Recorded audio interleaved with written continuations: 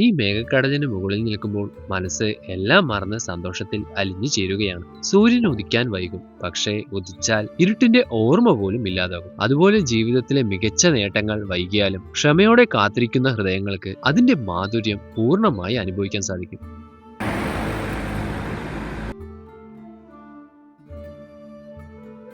ബ്രേക്ക്ഫാസ്റ്റിന് കഴിക്കാൻ പൂരിയും കടലക്കറിയുമാണുള്ളത്. ഒരു പൂരിക്ക് 10 രൂപയും ഈ ഒരു കടലക്കറിക്ക് 20 രൂപയുമാണ് ഞങ്ങൾ കൊടുത്തത്. അങ്ങനെ ഞങ്ങൾ ഡേവിഡ് സ്കോട്ടിലെ ഉൾക്കാഴ്ച തേടി പോവുകയാണ്.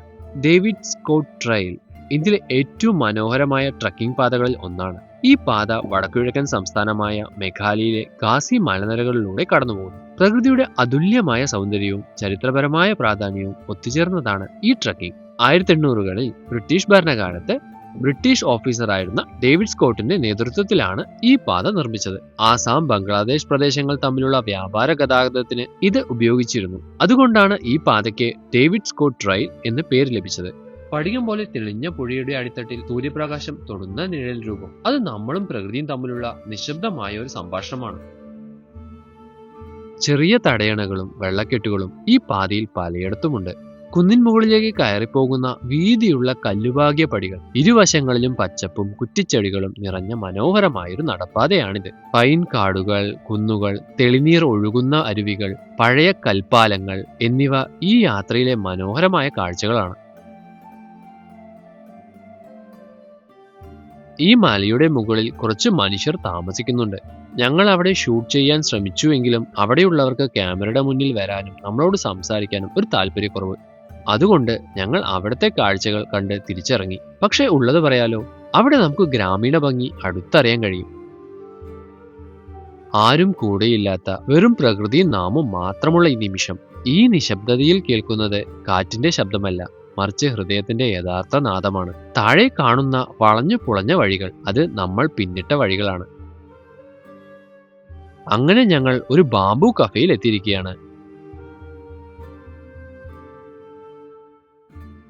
അവിടെ ഞങ്ങൾക്ക് മുള കൊണ്ടുള്ള ഗ്ലാസ്സിൽ സോഫി ജ്യൂസ് കുടിക്കാൻ തന്നു. ഒരു പ്രത്യേക രുചിയാണ്. പുളിപ്പും മധുരവും ചേർന്ന തരിപ്പുള്ള ഒരു പാനീയം. ഇത് ഇവിടത്തെ കാടുകളിൽ കാണുന്ന പഴമാണ്. ശേഷം ആ കഫേയിലെ ദീദി ഞങ്ങൾക്കായി സ്മോക്കി പോർക്ക് കുക്ക് ചെയ്യാൻ പോവുകയാണ്.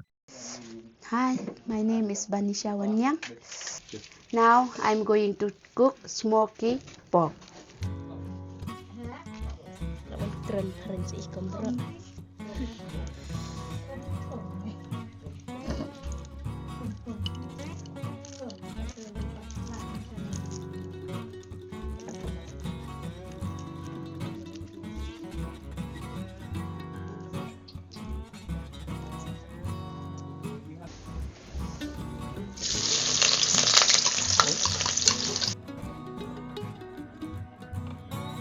Onion and the garlic.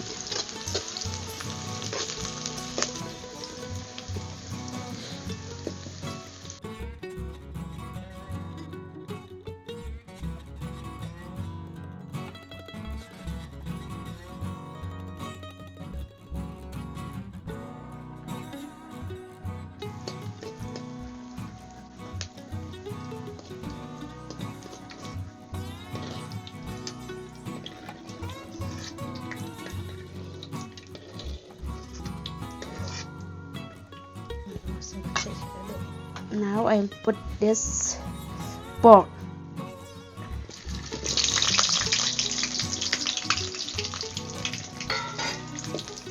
Thầy muốn đi ở Asian Rai.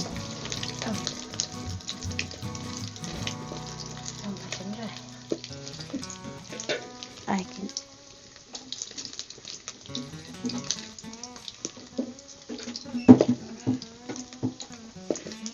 I put this turmeric.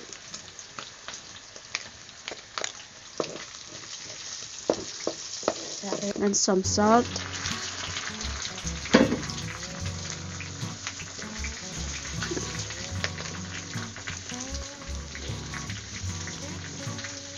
When this pork is dry, I will put it again. The turmeric and the onions. Dia ketemu. Kerana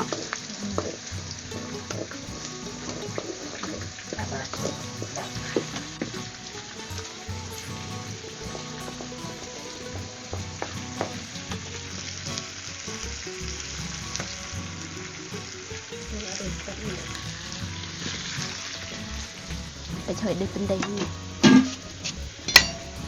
Some water, hot water. Thôi đi à.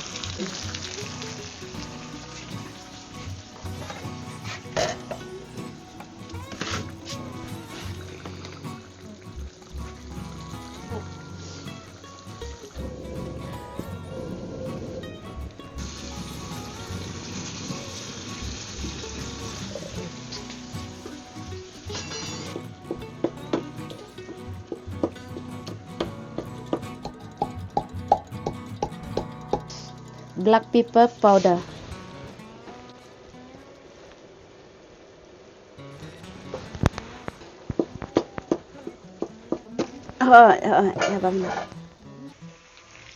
This is radish. Yes. We had add some salt here.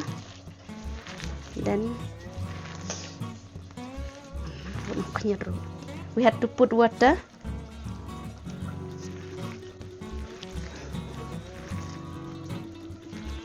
Then I have to clean the salt and throw away the water. This is perlilla seed or naili in our local language.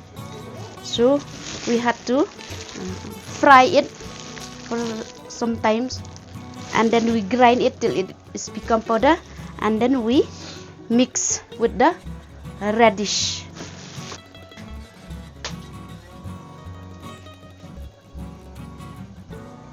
Then this is onion.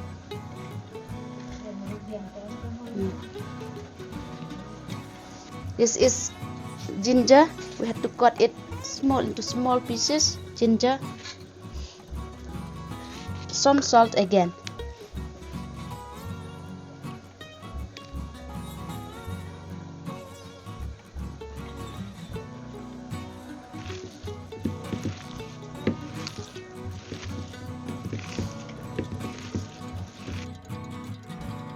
This is powder millet.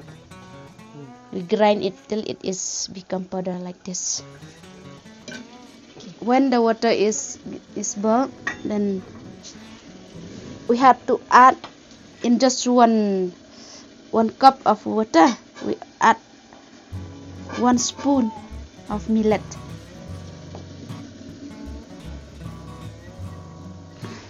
And then we have to stir it.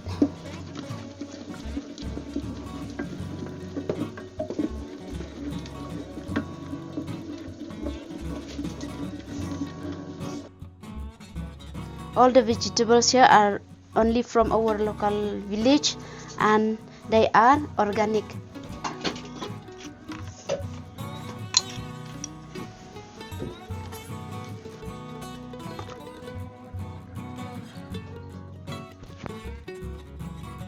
This is wild vegetable rice. Vegetable rice ആണ്.